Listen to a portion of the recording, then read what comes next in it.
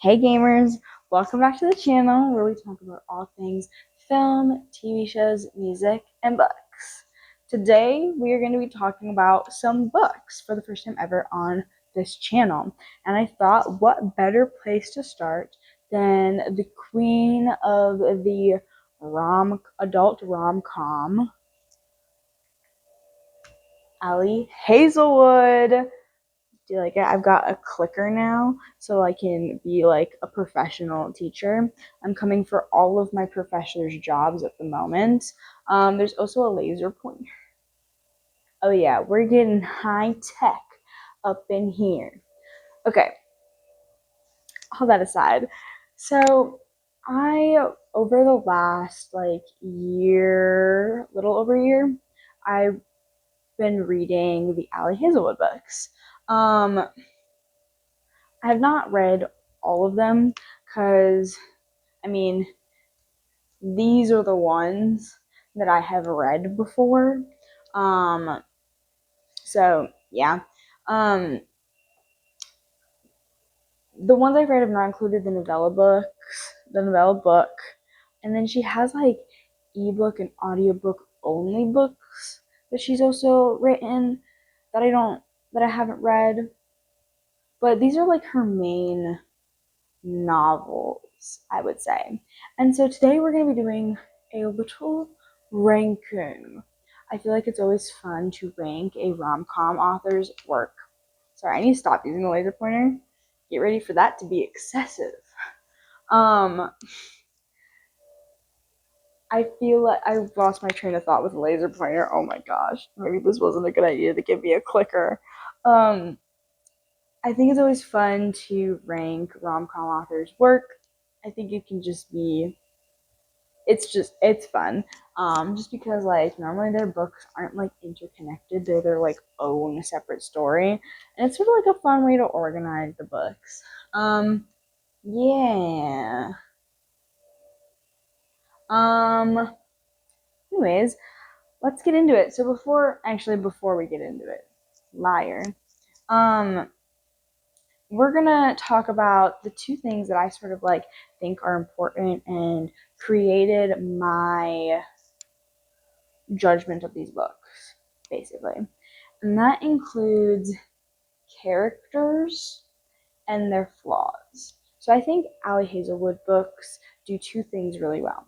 And that is giving us memorable characters and creating a flaw within our main character that sort of is then like she okay, let me back up. Reverse. Cue the reverse sound effect. I think a romance novel, what considers a romance story, is when the romance is the reason why the character changes and sort of like their quote unquote quest is complete, is based upon like their relationship with the romantic lead. That is like sort of what I think defines the romance genre for me. Um, so we've got characters. Do I like the characters? Are they unique? Like, do I like the leading man?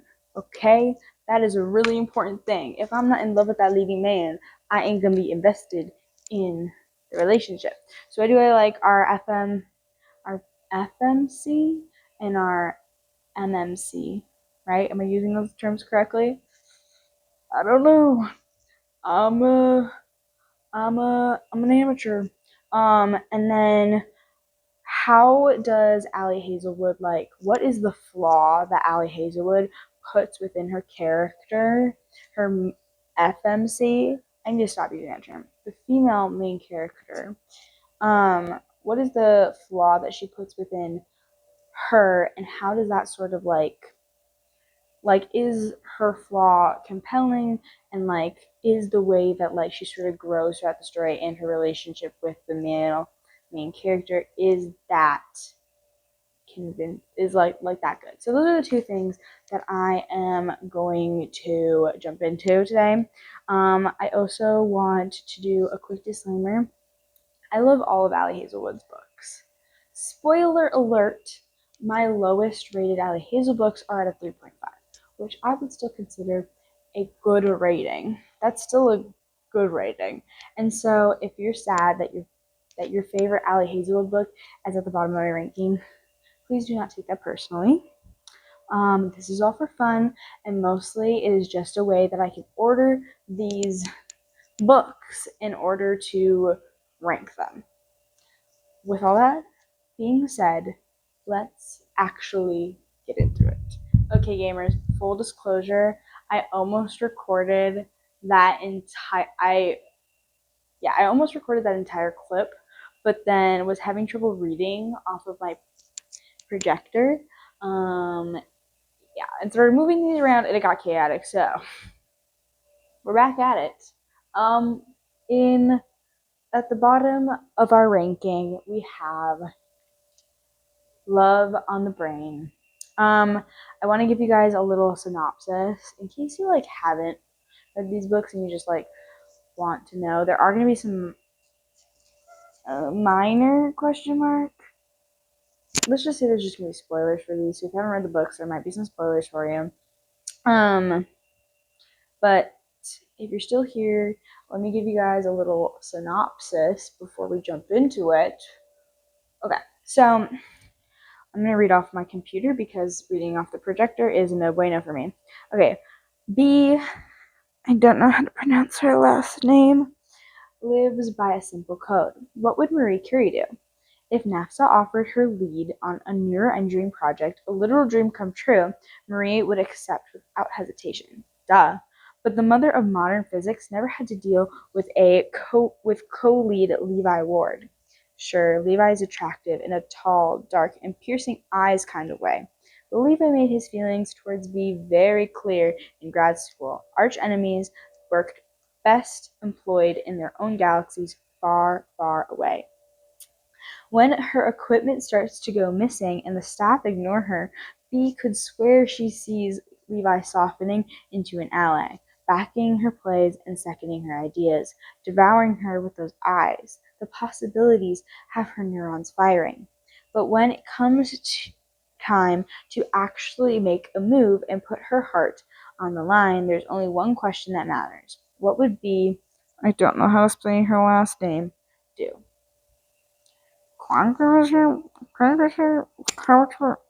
That's my attempts. Alright, so I've got some visual aid for us here. I don't know how well you can see that, TBH. I didn't test this before I got here, but this is Levi and this is B, our two main characters. So let's talk about this book.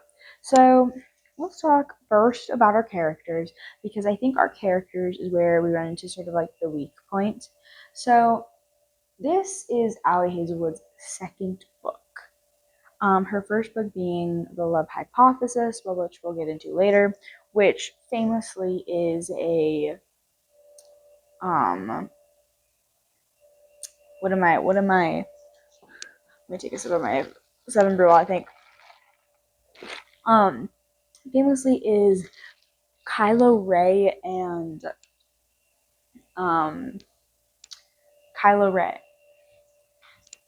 Reylo, so Kylo Ren and Rey fan fiction, which personally I don't really see. That's only interesting to the sense that there's so many, in this, there's so many, there's a Star Wars analogy in there, which I think is funny. This is her second book, released shortly after. I don't know. I think maybe it was released a year later. But I think where we run into the problem with the characters in this book is that these two, Levi and B, have been compared time and time again to our main characters in the Love Hypothesis, Adam and Olive. And so And then like the whole plot has been compared to the love hypothesis. Now, do I think that these stories are really all that similar? No, not really. But when you walk in, if okay, here's what I'm gonna say. If you walked into these books like I did, knowing that people often say that this book, Love on the Brain, is just like a discount version of the love hypothesis, you are immediately going to be comparing these two to their love hypothesis counterparts. And so even though I do not think that Levi and B are similar characters to Olive and Adam, they don't even have like the same trope going on. Like it's a completely different trope, completely different setting. They're different characters. But it's just like you automatically compare them because culturally we've decided that this is discount love hypothesis, and in that these two are like the worst versions. They're like the less good versions. I shouldn't say worse because that's a bit harsh. They're the less good versions of the of Olive and Adam. Like they're both just less likable than Olive and Adam, and so you immediately don't like them as much. And here, this is a side tangent, but I feel like in our society, we either love things or we hate things. There's no in between, which is low-key kind of aggravating because like these are fine protagonists. I would even say they're good protagonists. We'll get into them like as characters in a little bit, but they're fine. They are not bad characters, but like because they are not as good as Olive and Adam, we're just all of a sudden like, oh, they suck. They're not good. And so that's my thing. But this is my least favorite. So I should say that like society's got me on that one. They've brainwashed me. Um, yeah. So that's why I don't like them as much, is just because like you come into this book knowing I came into this book knowing that they weren't going to be as good of characters, which isn't fair. But yeah. So let's move on to like the other part of my little equation from earlier. Their flaw. B's flaw. So B, when we meet her, she has just, well, not just, she has recently found out that her fiance was cheating on her with her best friend. Yeah, that's pretty crazy. That's how we sort of like, that's where she's at when we start this. And basically, that leaves her very, very, very untrustworthy of anyone around her. I think this is specifically, we see this like play out with her relationship to Levi, is she just doesn't trust him at all. I mean, he hasn't really given her a lot of reason to trust her, I guess, but at the same time, like, you know. And so she learns to trust all over again, learns to be like smart about who she like trust, who she puts her trust in, and who she's skeptical of. She learns that throughout this because like somebody's sabotaging her stuff, as it said in the little blurb. And so like Home Slice is she like puts her trust in the wrong people at her little place. And so yeah, overall I think this is a good book. I do think that like these two characters just could have been developed a little bit more. Like I think we could have had her flaw just be a little bit more defined, you know? But overall, I still think this is a good book. Let's look at my review. This is my review on Fable. I didn't have Fable when I rated this, so this is like a post. This is like right as I got Fable, I went through and if you don't know what I'm talking about, the Fable app, it's a book rating app. It low-key is not that great, but it's better than Goodreads. So, what was I saying? Okay. I rated it in the app like as I was when I first got the app, and I was just going through and rating all the books I've ever read.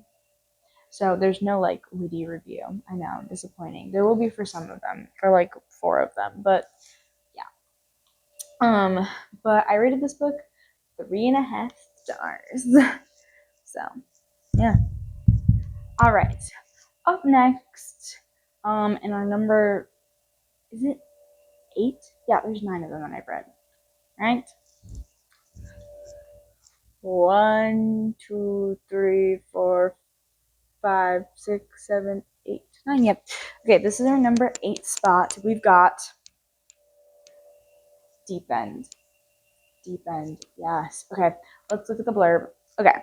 Scarlett Vandermeer is swimming upstream, a junior at Stanford, and a student athlete who specializes in platform diving. Scarlett prefers to keep her head down, concentrating on getting into med school and recovering from her injury that almost ended her career. She has no time for relationships, at least that's what she tells herself. Swim captain, world champion, all-around aquatics golden boy, Lucas Blomqvist, question mark. That guy thrives on discipline. Like how he wins, it's how he wins gold medals and breaks records. Complete focus with every stroke. On the surface, Lucas and Scarlett have nothing in common until a well-guarded secret slips out and everything changes. So they start an arrangement. And as the pressure leading to the Olympics heats up, so does their relationship. It was supposed to just be temporary, mutually satisfying fling. But when staying away from Lucas becomes impossible, Scarlett realizes that her heart might be treading into dangerous water. Low-key, guys, you're gonna have to let me know if me reading these is distracting and like be painfully obvious, because I'm very self-conscious about the way I read aloud because I'm very dyslexic. So let me know if you find that entertaining or you don't. Like, genuinely. I am genuinely asking for your opinion. I will not be offended by your answer. Anyways, what was I saying? Okay, so before we get into our characters, I need to tell you a little story. And the story is about how I read this book and how dumbly I read this book. So I started this book back in February. Yes, no, probably March. I started it back in March of this year. Yeah, it was definitely March because I started it after I read Divergent. I started it like a week before I went on vacation. Okay, wait. So I started it, and in 3 days, I read through half of the book. So the first half, like up until, spoiler alert, but up until the second time that they, like right before the second time that the two main couple, like hooks up, like right in the middle. And I got to that point, and then like it was right before I went on vacation, so I was focused on getting everything ready for vacay because I was going to Florida for spring break, because duh. And so I was focused on that and not getting and like not reading. And then while I was on vacay, I was on a movie grind. I was watching so many movies, chat, that I was not reading. And while I was there, one of the movies I watched, this is a long story. I'm really sorry, but one of the movies I watched was The Virgin Suicides. So when we went to a Barnes and Noble while we were on vacay, because you always have to get a book on vacay, because what other souvenir are you gonna get? So when I went to Barnes and Noble, I bought the Virgin Suicides, and I was like, bro, I'm gonna read this so quick, and then I'm gonna jump right back in to Deep End. Well, spoiler alert, when I got back from vacay, I went into the biggest reading slump of my life, didn't finish The Virgin Suicides, and then didn't finish this book. Instead read my book club book. And then by that point, that's when I was like starting to be like, okay, I want to start a YouTube channel and I wanted to make this video. And so I was like, okay, I'm going to reread the book again. And so then like when I got to the point where I was going to reread the book, instead of like starting over and like starting from the beginning, I was like, that's too much work. And I'm going to start right where I left off 2 months ago. And so the point of this story, it's pretty pointless, but the point of the story is that I read this dumbly, and I think that might have something to do with why this is so low in my ranking, but I also think it doesn't. You know? Okay, let's get into it. So, this is our main couple. Look at them.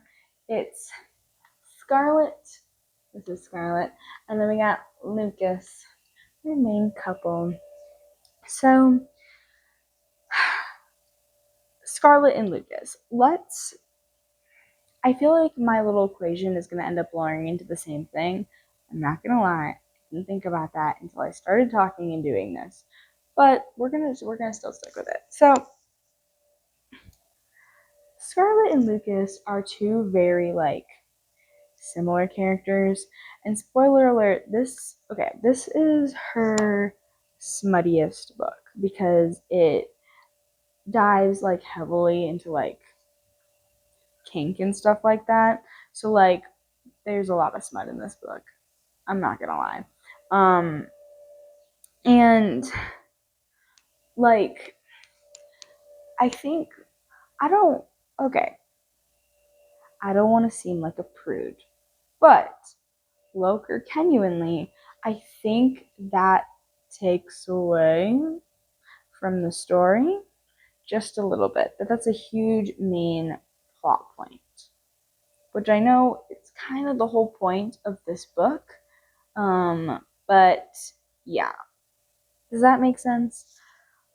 So Scarlett is like a perfectionist. Home slice, that's like her thing. She's a perfectionist who she failed this dive her freshman year, and she hasn't been able to compete until now her junior year. And she is not doing great because she's like struggling a bunch of classes. She can't do this specific dive that she got injured on. Home slice is struggling. And then on top of that, this is actually a pretty terrible description, I'm not gonna lie, because okay, so Scarlett right here, she on the diving team is really good friends with this girl named Penn. And Penn, at the beginning of this book, is dating Lucas. But she's like, I've been dating Lucas since I was 15 years old. How do I know what I want in this life? So she breaks up with Lucas and goes and sees other people. But she notices how sad Lucas is because they're still friends. And so she sets those two up because this is where the kink part gets into it. They both like have that sort of thing going on. They both are pretty kinky people. Yeah. Does that make sense?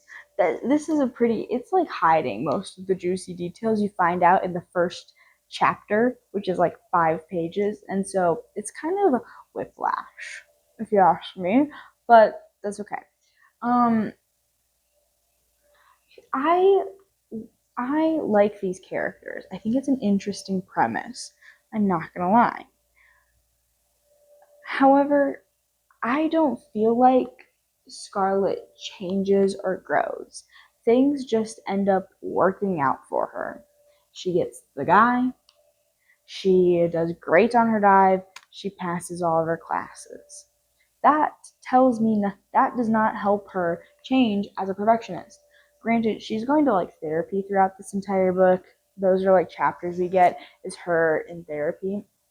But I still think that if Scarlett had maybe failed at her dive, perchance, that would have made this better.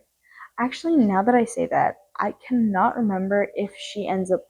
No, she does end up winning because Penn gets really angry that she wins. I think it would have been better if she did not win and still got Lucas.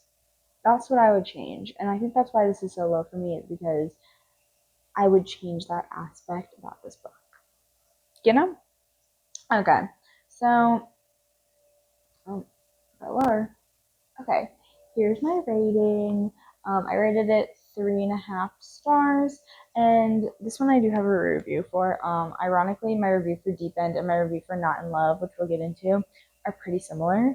Yeah, and it says, as a redhead, this is why you don't have redheaded friends. LRL, LRL. Okay, I'm realizing now that for this book, the background of the slide is black, so you can't really see it. I hope that you can still see like the stuff that's supposed to be on the slide.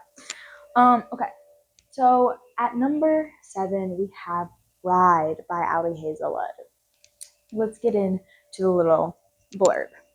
Okay, Misery Lark, the only daughter of the most powerful vampire councilman is of the Southwest, is an outcast again. Her days of living in anonymity among the humans are over. She has been called upon to uphold a historic peacekeeping alliance between the vampires and their mortal enemies, the Wares, and she sees little choice but to surrender herself in exchange. Again, dot dot dot. Wares are ruthless and unpredictable, and their alpha Low Moreland is no exception. He rules his path with absolute authority, but not without justice, and unlike the Vampire Council, not without feeling. It's clear from the way he tracks Misery's every movement that he doesn't trust her. If only he knew how right he was, because Misery has her own reasons to agree to this marriage of convenience. Reasons that have nothing to do with politics or alliances, and everything to do with the only thing she's ever cared about. She is willing to do whatever it takes to get back what is hers, even if it means a life alone in weird territory, alone with the wolf. Wow, that was pretty good. Okay, so here are our 2 characters. See, okay, for bride and for mate, they don't.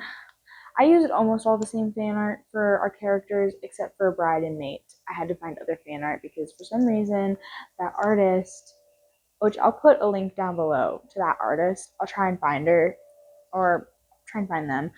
It could be a guy too. To like give them some credit so you guys can go check them out. What was I saying? Oh, okay. So here we have lol. Oh, you cannot see that at all. Okay, lol. And then we have, oh, spoilers. And then we have misery. Okay. Lol and misery. So misery is the vampire. Lol is the werewolf. Okay. So let's get into it. So our 2 characters, we have Lowell. He's like you're like your quintessential, like, he takes over, authority over, like, the pack, and, like, from a hostile leader, and he's, like, the caring one. He's kind. He's gonna make big changes for the relationship between werewolves, vampires, and humans. And then we have Misery. She's a self-sabotager. She would do anything for the people she loves, even if that means like giving up like her own wants and stuff like that. And so we have a really interesting dynamic between these 2. Of course, it's like romantasy. So he, like, this is spoilers, but he, like, upon first meeting her, he knows that she is his mate. She, like, knows.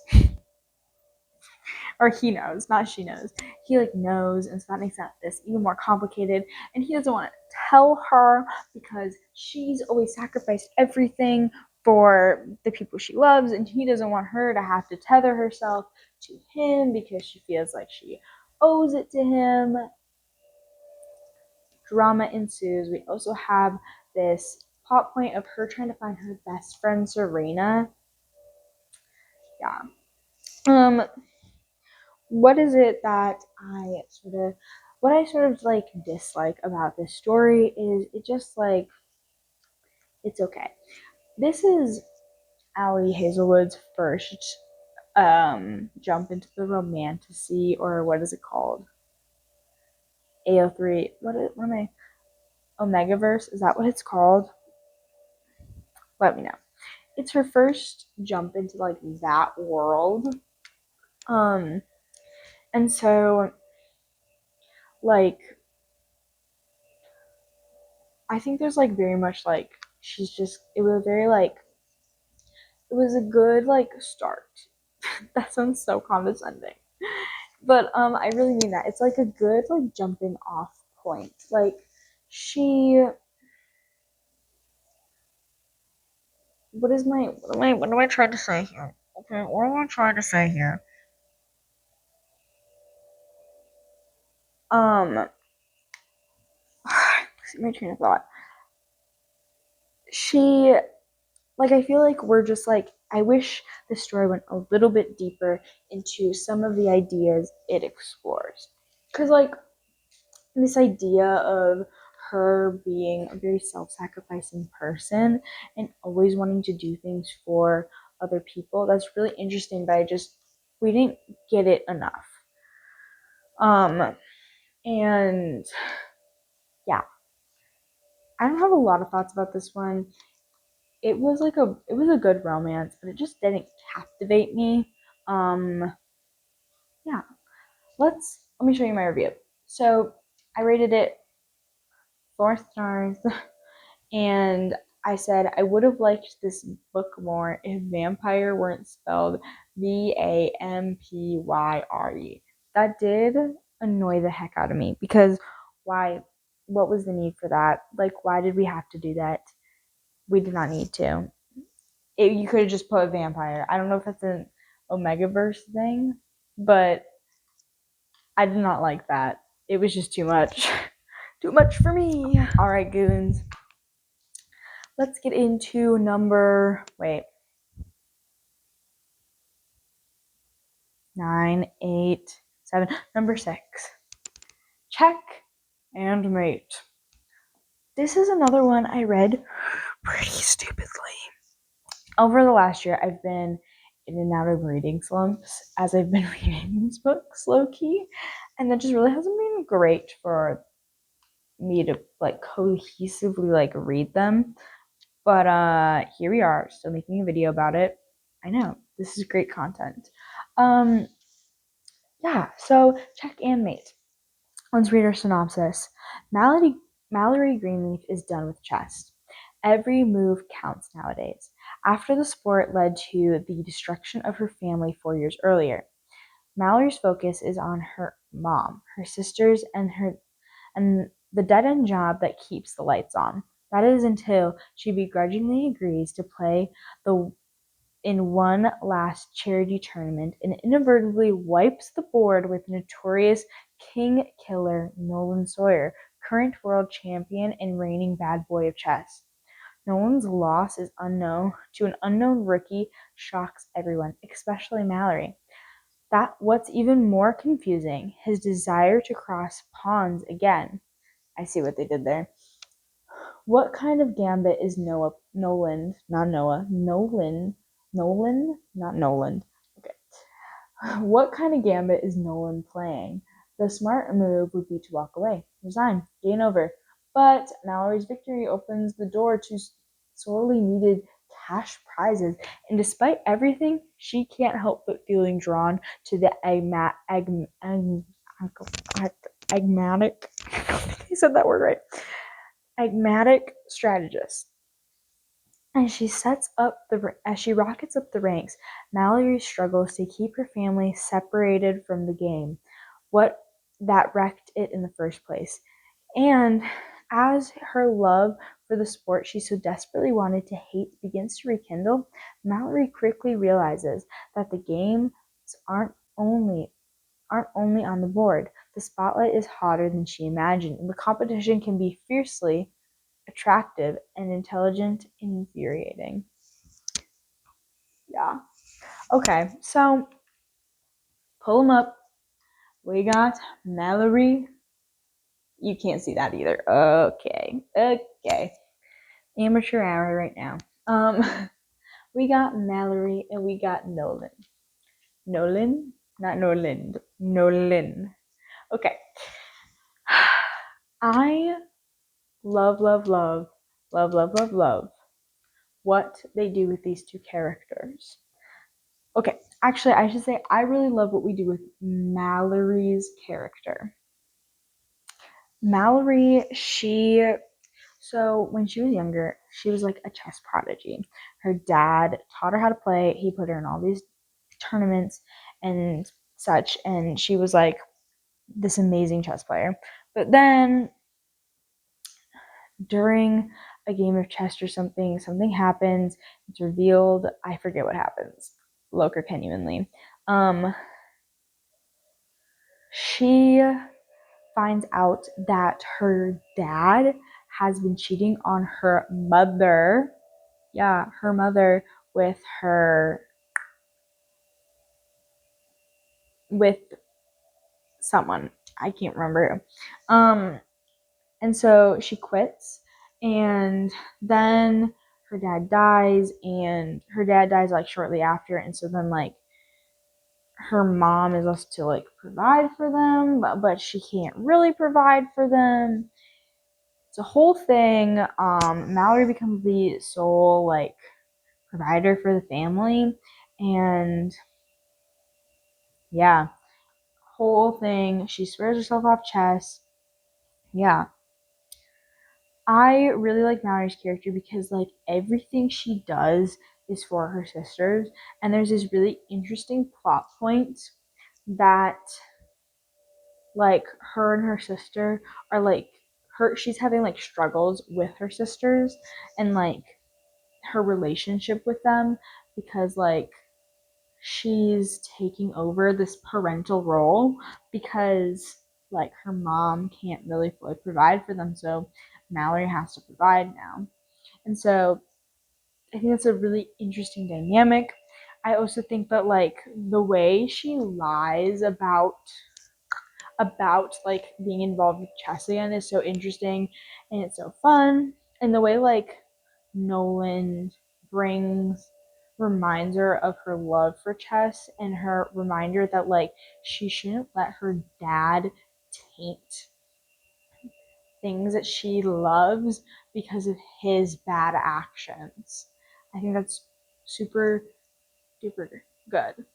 My only complaint about this book, my only complaint is that it needs to be longer because I want more of our King Slayer Nolan, or King Killer, sorry, King Killer, or King Killer Nolan. I wish like we could have gotten more of him, and because we do get some of his backstory and it's super duper interesting, so I would have loved more of him and like just like more of just the two of them because we get a lot of like her and her siblings and stuff like that and her playing chess, but I just wanted more. I wanted more for it to be a little bit more developed. I think often with YA romances, and just I want more. I just want more. I don't know how to describe it. I want it all. I want it all, and I want it now. Yeah. Um. Let's get into my review. I rated this 4 stars. Yeah, I like this one. I think originally I didn't like it as much when I first read it, but then upon reflection, which makes me think I might like Deep End more, um, upon reflection, I realized how much I actually did like this book and liked what it did with our character of Mallory. So, yeah. Alrighty, up next we have problematic summer romance. This one I feel like might be her most like contentious one, which is ironic because like Homegirl literally spells it out. She literally spells it out that it's problematic. Okay, let's get into a synopsis. Okay, Maya Kilgore is 23 and still in the process of figuring out her life. Connor Harkness is 38, and Maya cannot stop thinking about him. It's such a cliche. It almost makes her heart implode. Older man and younger woman, successful biotech guy and struggling grad student, brother's best friend and the girl he never even knew existed. As Connor loves to remind her, the power dynamic is too imbalanced. Any relationship between them would be problematic in too many ways to count, and Maya should just get over him. After all, he has made it clear that he wants her gone from his life. But everything but not everything is as it seems, and the cliche sometimes becomes plot twists. And cliches sometimes become plot twists. I butchered that. When Maya's brother decides to get married in an Italian town named here, she and Connor end up stuck together in a romantic Sicilian village for over a week. There, on the beautiful Iowan coast, between ancient ruins and delicious food and natural caves, Maya realizes that Connor might be hiding something from her. And as the destination wedding begins to erupt out of control, she decides that a summer fling might be just what she needs, and even if it's a problematic one. Arlo. Okay, let's get into this one. So here we have Maya and Connor. This is some really interesting fan because I don't think it really has enough gray hair for our boy Connor here. Okay, we got Connor and Maya. So, okay, I read this book last summer when I went camping. This is like my summer read. I really wanted to read it. When I picked this up, I did not know that this book is connected to Not in Love. So I picked this book up and I didn't know that it was like you were supposed to read the other one first. Who was gonna tell me? Anyways, I think this one is super duper fun. Low key, that's mostly why I like it. Is because it is fun. It's just it's real for some reason, and it was probably the atmosphere in which I read this, really liked Maya. Fun fact about Maya, and I think this is also why I like this book, is her big thing is she has anger management problems. Like hardcore. Like she just will get so angry. Like she talks about like her backstory with her brother is like she just would lash out and get so angry with him about things.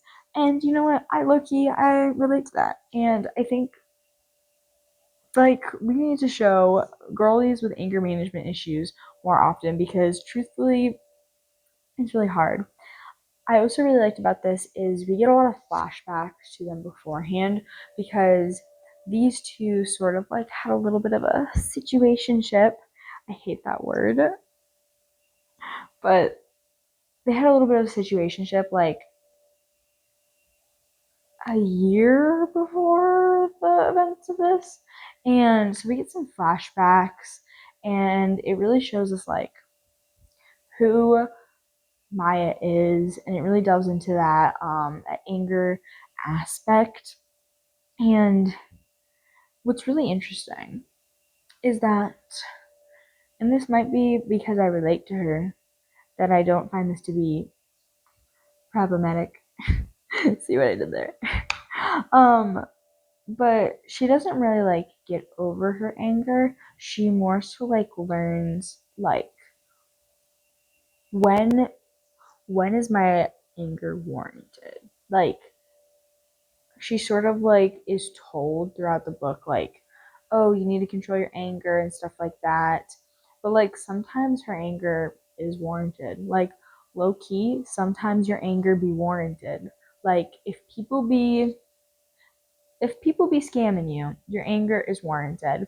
And so I think that's a really interesting aspect of this book, and why I really like it is the way that it sort of like talks about her anger, and like how like not in every instance is her anger okay, but she shouldn't think that she can never be angry. Yeah. The I mean, the romance is problematic. Yes. He's like 15 years older than her. But you know, it's fun. It's Here's my thing. And this might be problematic. But it's fiction, guys. Like, this ain't for really happening. I think Ali does her darndest to make it known that like it shouldn't like this shouldn't like he isn't like hitting on her just because she's young. Like, there's so many freaking scenes to the point where it almost gets like repetitive, where he like tells her that he doesn't want to be with her because like it's the power dynamic is just it's too unbalanced, and they like go over this. This is like low key something I kind of dislike, but only kind of because it also like helps me like the book that we do this so many times. But there's so many scenes of the two of them where they're like having this romantic moment, and then like he ruins it because he's like, no, we can't. There's just too much power imbalance between us. And we go over this like so many times. Like, anytime something romantic happens, this happens. And it's so funny. And he's also like embarrassed to tell her that like he wants to have like a family and a life with her, and she's like, tell me your craziest fantasy. And he's like, I want to have a family and a home with you, which I think is really funny. Is so funny. Anyways, this book is just it's fun. Low key, if you're looking for a fun read that's kind of unserious, but like also has some like low key good themes, I would say pick this one up. It's fun. All right. Next we've got Not in Love. Oh, you definitely cannot see that. That says Not in Love. Okay, note to self: light background, dark text. I feel like that's self-explanatory, but you know, dummy. I'm a dummy. All right, Not in Love by Ali Hazelwood, which is connected to problematic summer romance, as we just found out. Okay. Rue Seibert might not have it all, but she has enough. A few friends she can always count on, financial stability she yearned for as a kid, and successful career in biotech engineering at Klein, one of the most promising startups in the field of food science. Her world is stable, pleasant, and hard-fought until a hostile takeover is offensively of and its offensively attractive frontman threatens to bring it all crumbling down. Eli Kilgore and his business partners at Klein, period. Oh, wait, I read that wrong. Eli Kilgore and his business partners want Klein, period. Eli has his own reasons for pushing his deal through. He's a man who gets what he wants, with one burning exception: Rue, the woman he cannot stop thinking about, the woman who is off limits to him. Torn between loyalty and undeniable attraction, Rue and Eli throw caution out the lab and the boardroom windows. Their affair is secret, no strings attached, and a built-in deadline: the day one of their companies will prevail. But the heart is a risky business, one that plays for keeps. Okay. This one I'm low-key surprised by. Here we have Rue and Eli. There they are. I was low-key surprised by this one. I didn't think I would love it, or I would like it. sorry, I think I didn't think I would like it as much as I did. Yeah, I thought this one was so interesting. She really dives into. I like Ali Hazelwood best when she gives her female main character so much like depth to work with. Like, okay, Rue, our queen right here, she struggles. When she was younger, her mom was she wasn't entirely there, and so her and her brother struggled with food insecurity. That's a huge part of like her character. Um, I'm hesitant to like say this about her, but I feel like it is a big part of her. But like, she's also pretty like she struggles with like social situations. She's very socially awkward, and she doesn't really like there's like often a lot of comments in the book of like how she like doesn't smile like when other people smile, like stuff like that. She's just socially awkward. And so like I think Rue is such a compelling front runner, especially because like her whole thing is like she's trying to the whole reason she's working at Klein and got recruited by Klein is because she's trying to find a way to preserve food better so that food insecurity is like less of a thing, which I think is so cool considering her backstory. Um, yeah. We also, I think this is the only Ali Hazelwood book where we get dual perspective. Yeah. Oh, my feet are starting to hurt. Um, So we get to see Eli's point of view too, and Eli, there's something that happened in the past is the reason why he wants. I'm not gonna get into it just because I feel like it's not necessary for my review, but there's like something in the past happened that like left him and his friends like out to pasture. Is that a pretty southern saying? Does that make sense? Like they were kind of screwed over by Klein, and so that's like why they want to take over Klein. And so I think like it's really interesting to see him like deal with like wanting revenge so desperately, but also like falling in love with this girl and like realizing like, oh, like she's just home slices, she's not even in the thick of it. She's just here making her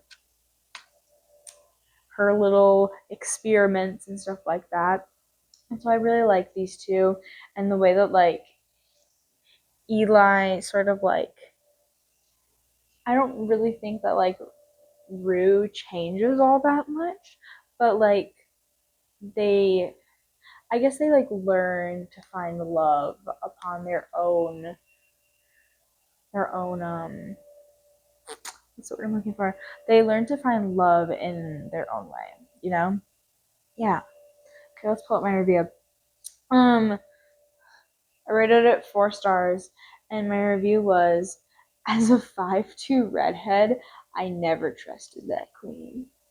Oh, so her one of our characters, the 5'2" redhead, her name is Florence. Okay, Florence and the Machine. I know Florence and the Machine is probably not 5'2", but that's pretty funny. It's pretty. That's I see what you're doing there. You big Florence Machine fan? All right, we're back to the dark screen because I'm not very bright. At number 3, we have a surprising entry at Mate, her newest book. I okay. This is the one I read the latest. So I read this while on vacay in Tennessee. So in the woods, it was pretty good.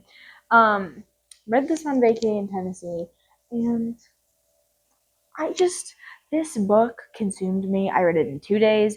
It was so good. I've seen a lot of people like not like it as much and rank it lower, but I just loved it. I ate this up. Okay? Okay, let's get into it. Okay. Serena Paris is orphaned, packless, and one of a kind. Coming forward as the first human-were hybrid was supposed to heal a centuries-long rift between the species. Instead, it made her a target, prey to the ruthless political machinations. I don't know what that word is. That's embarrassing. Whatever that word is between words, vampires, and humans. With her enemies closing in on her, she only has one option left, if he'll have her. As Alpha of the Northwest Pack, Cohen Alexander commands obedience. His authority is so absolute, only a fool would threaten his mate. It doesn't matter if Serena doesn't reciprocate his feelings. Nothing will stop him from keeping her safe. But power-hungry vampires and wares are not only threats chasing Serena. Sooner or later, her past is bound to catch up with her, and Cohen might be the only thing left standing between her and total annihilation.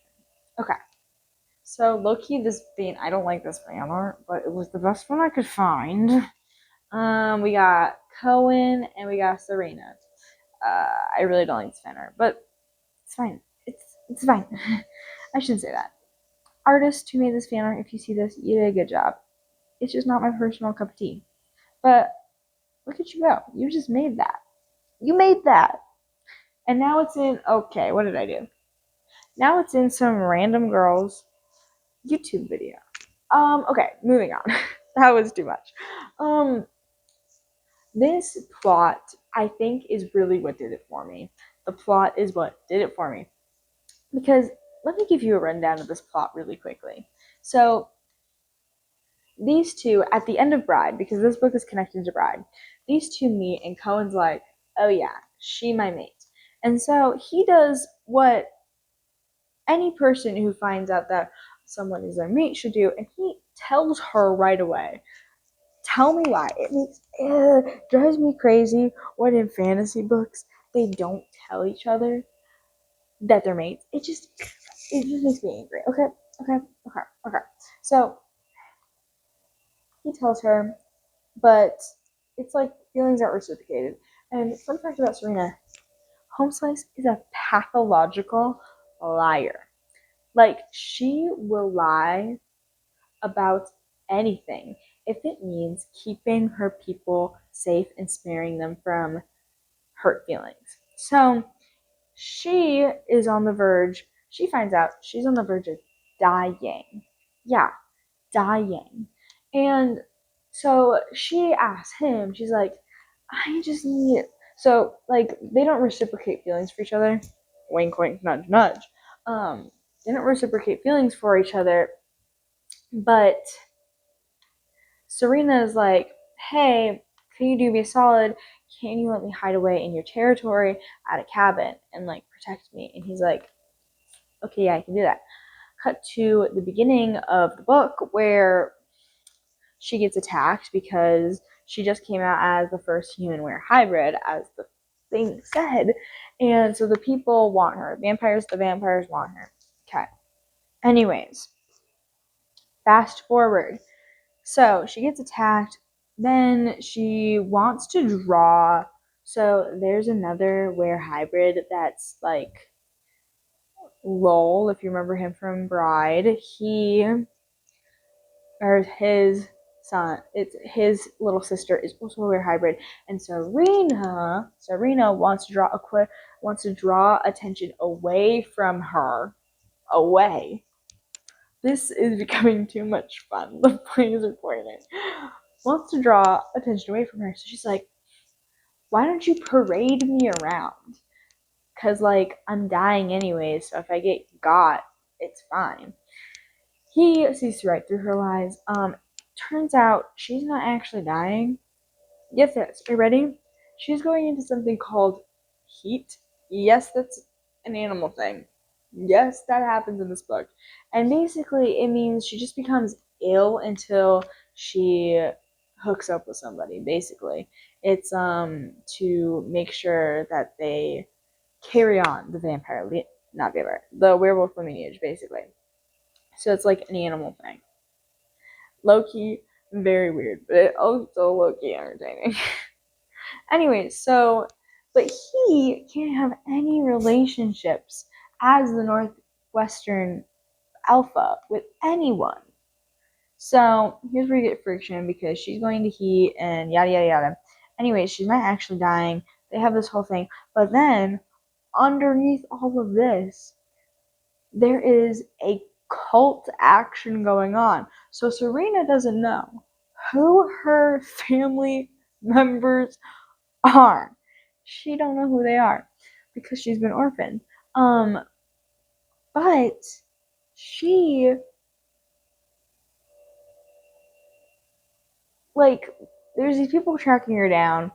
People are tracking her down, and one of the people that tracks her down is this guy. And he's like calls her a name. I forget what the name is.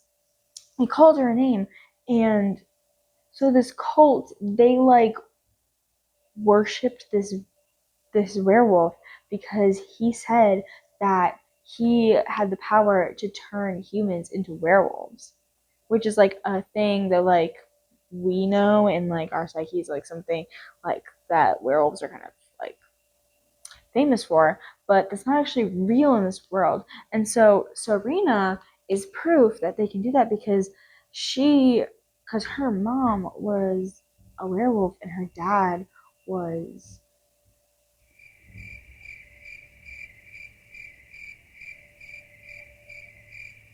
sorry, I'm just like hearing things in my apartment and I'm afraid I'm being too loud. That's my fear constantly is that I'm being too loud. But I never hear anything, so like it doesn't even matter. Okay, anyways. There's this cult and they say it's proof that they can turn it in. So even though the cult leader is dead, the remaining cult members try to kidnap her. There's this whole big thing. Yada yada yada. So this plot is so engaging. For what? I just find it to be so fun. And I also love the tidbit that she's a pathological liar. That's actually really genius.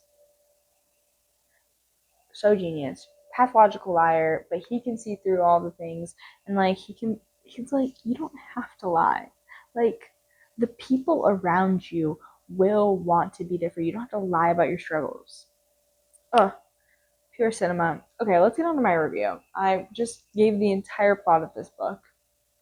4 stars, and the review is love that homegirl is a pathological liar. Because I do love that aspect of this book. Floker, genuinely. Alright guys, my feet are starting to hurt again. So let's wrap this up. We only got 2 more books to do. That's right, Mate was in my top 3. Crazy. Crazy, crazy, crazy. Okay, at number 2, we've got The Love Hypothesis. Guys, this is a classic. Classic. Her first one, but it's so good. It's so good. Okay, let me read you the thingamajigger. Okay. As a third-year PhD candidate, Olive doesn't believe in lasting romantic relationships, but her best friend does, and that's what got her into this situation. Convincing Anne that Olive is dating a well on her way to happily ever after was always going to take more than the hand-waved Jedi mind tricks. Okay, that has nothing to do.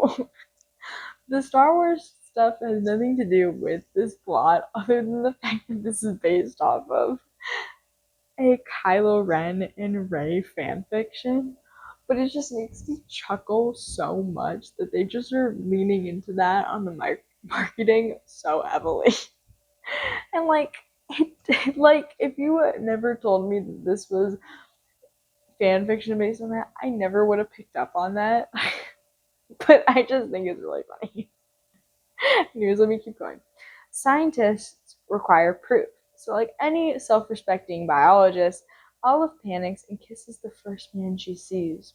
The man is none other than Adam Carlson, a young hotshot professor, and a well-known ass. Which is why Olive is positively floored when Stanford's reigning lab tyrant agrees to keep to keep her charade a secret and be her fake boyfriend.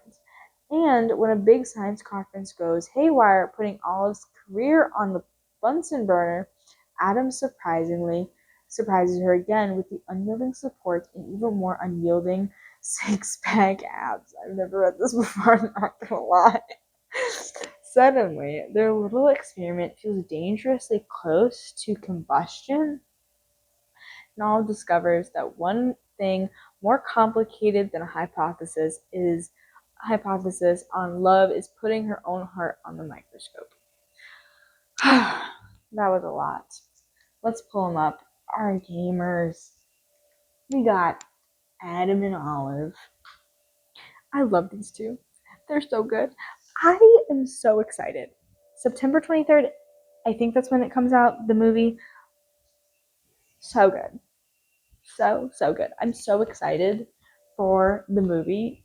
It's just so good. It was so good. And the trailer came out like last weekend, and I think I've watched it like at least 10 times. Isn't that crazy? I think. Okay. Adam and Olive. Adam and Olive. They just. Is there really all that much special about this book? Not really. In the grand scheme of things, but I love this book. It's so good. So we have Olive. She's willing to put anybody first before her own. She doesn't really do romantic relationships, or she doesn't really do close relationships. Even though she has her friend on, like, she doesn't really have close relationships because, like, her last close relationship was with her mom who died. And so Olive is also, like, low-key desperate for anything when it comes to the science world, because her, like, I don't even know what it's called, like, her professor person who's, like, in charge of her is, like, quitting, so she's desperate for another professor to be in charge of her. And so that's, like, a huge part of this book, is, like, her trying to figure that out. And, like, the way she sort of learns, she doesn't have to carry everything on her shoulders, and, like, she can lean on the people around her and they won't just, like, leave her or get taken away from her. It's so good. It's, like, quintessential, and it's low-key the blueprint for all of these other stories, and that's why I like it so much. Yeah, the Love Hypothesis. It's, like, the Ali Hazelwood book. If you're gonna go and read any of them, honestly, I would say read this one, because, I mean, the movie's about to come out, so, yeah. Okay. I rated it 4.5 stars. It's pretty good. It's pretty good. Loki, I'm not gonna lie, I am going faster now that my feet are hurting. So, honestly, if you want me to wrap up my thoughts, you just make my feet hurt. Okay, on to our number one. Number one, no one should be surprised when I tell you that it is Love Theoretically. What a good book. Okay, jump into the synopsis. The many lives of theoretical professor Elsie Hanaway have finally caught up with her. By day, she's an adjunct professor, toiling away at grading labs and teaching thermodynamics in the hopes of landing tenure. By other day, Elsie makes up for her non-existent paycheck by offering her services as a fake girlfriend, tapping into her expertly honed people-pleasing skills to embody whichever version of herself her client needs. Honestly, it's a pretty sweet gig, until her carefully constructed Elsieverse comes crashing down because Jack Smith, the annoyingly attractive and brooding older brother of her favorite client, turned out to be a cold-hearted experimental physicist who ruined her mentor's career and undermined the reputation of theorists everywhere. Theorists everywhere. And the same Jack who now sits on the hiring committee at MIT, right between Elsie and her dream job. Elsie is prepared for an all-out war of scholarly sabotage, but those long, penetrating looks, not having to be anything other than her true self when she's with him, Will falling into experimental's orbit finally tempt her to put her most guarded theories on love into practice. Okay, let's pull them up. Here is Elsie and Jack. Yeah. Okay, so what are my thoughts? This book is so good. So let's start with Elsie. Elsie, let me tell you about Elsie. Elsie is a people pleaser. See, and her people pleasing is rooted in the fact that when Home Slice was younger, well, even now today, she has diabetes, and so she, when she was younger, was very like expensive for her parents. It was always a burden, and so like she was always trying to not be a burden for them, you know. So she now throughout her life has realized that like if you just adapt to what people want you to be, you can get the things you want in life. Will you have fulfilling relationships? No, but yeah. And she's also kind of wrong in that because also people low-key throughout this book like manipulate the heck out of her because they see that she has this habit and they just look right through it. So she had a bad relationship in undergrad, and that caused her to kind of like not have the best grades. And so when she was in graduate school, this professor of hers like took a chance on her. And here's the ironic part. So he calls her Elise, and it like she never corrects it until like the end of the book because she's a people pleaser. But ironically enough, my dyslexic butt just always thought that was Elise until like she points it out in the book, and I was like, wait, her name's not Elise? That's a different name. Yep, it's Elsie. It is Elsie. Anyways, so this guy, he like he's like her mentor and stuff like that. And he low key throughout this book, not low key, this is like the plot. He holds her back. He holds her back. And so like there's apparently drama, and I don't know if this is real drama or if Ali made this up for this book, but apparently there's drama between theoretical physicists like Elsie and experimental. There's like drama, and the drama I guess started between Jack and Elsie's mentor. Anyways, so like she doesn't want to work with him and has a vendetta against him. And yeah, they end up falling in love because as they talk about, he like sees right through her and she can't help but be herself when she is around him. And so obviously they get together, and it's just this really beautiful love story about like this girl who is always trying to make herself and change herself to be the to be the version others want her to be in order to get love, and then her getting to truly be herself with this guy. And also, this doesn't apply until right now, and if you saw my last video, when I read this book, I had in fact not read Twilight, but she is obsessed with Twilight, and that just makes me relate to her even more because we can be obsessed Twilight queens together, you know? Anyways, this I think is one of my favorite romance books. TBH, it's so good. After you read The Love Hypothesis, you should read Love Theoretically, or read them in order in which they release, because then you read Love on the Brain, whichever you prefer. But I think this was really good, and it's her best one, and it's so good, and I love it. And they better make a movie out of it. That's all I'm saying. That's all I'm saying. Here's my review. Lovely 5 stars. Gotta love her. She's amazing. Okay. That is it, guys. I hope you enjoyed this ranking.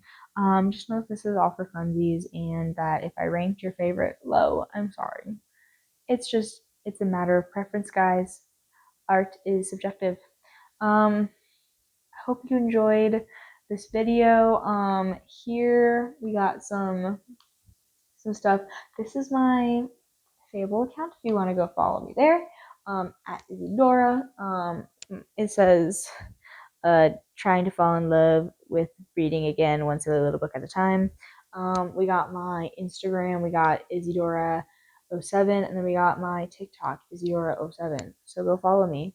Yeah, that is it. If you guys enjoyed the video, I'll see y'all next week for another vid. Yeah.